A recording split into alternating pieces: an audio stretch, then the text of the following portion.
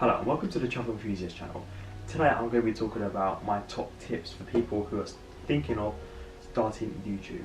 Okay, so I've been doing YouTube for about 2.5 to 3 years now. Started August 2016, and so I feel like I have, quite good experience and some good tips and advice for people who are thinking of starting out, have started out. It has been a crazy journey for me, to say the least. I've been featured on websites, some blogs, thousands of views, 127 countries. I think I've mentioned this in other videos, and I am just so over the moon, proud, happy, grateful to have all of this. And obviously my channel grows on a daily, hourly basis really, and that's just crazy to me just to see it go up every day. But my first tip is you don't need to spend loads of money on equipment. When I started out, I used this small kind of Canon camera which was under £100. You don't need to do that. You can use your phone camera. Phone cameras are just as good as a professional camera nowadays.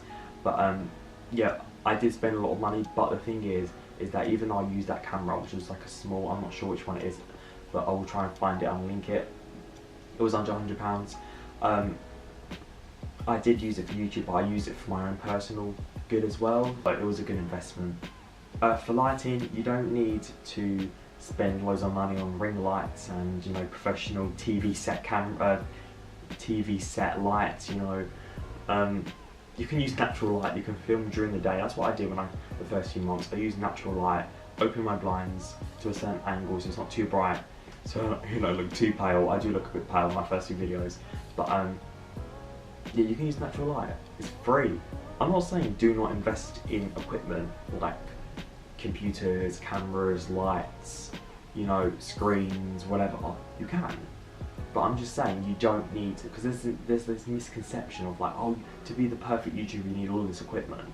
Obviously it's good if you have good equipment and your videos are good, but you don't need to when you're starting out. My second tip is just be yourself, be confident. I know it's very hard to be yourself in front of a camera.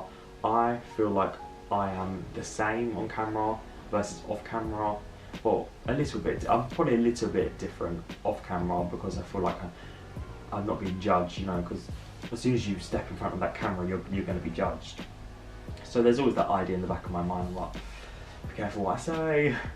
But yeah, try and be yourself. Don't try and be someone that you think people at home, people viewing, whatever, want you to be. Don't try and be this popular YouTuber. Don't try and copy, these successful YouTubers and try to, copy their ideas and copy how they act and whatever, because it will, people won't like that. My third tip is you do not need to post every day. What I mean by that is that it's good to be consistent, which I feel like I'm kind of consistent. I post once a month to 3 times a month on average, depends. Sometimes I posted 6 times in a week when I was away. Don't post so much because you feel like you have to.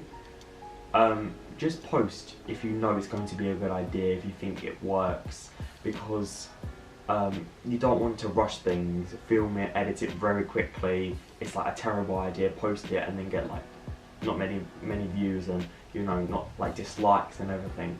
Don't try and rush things because you want to be original, although following trends at the same time.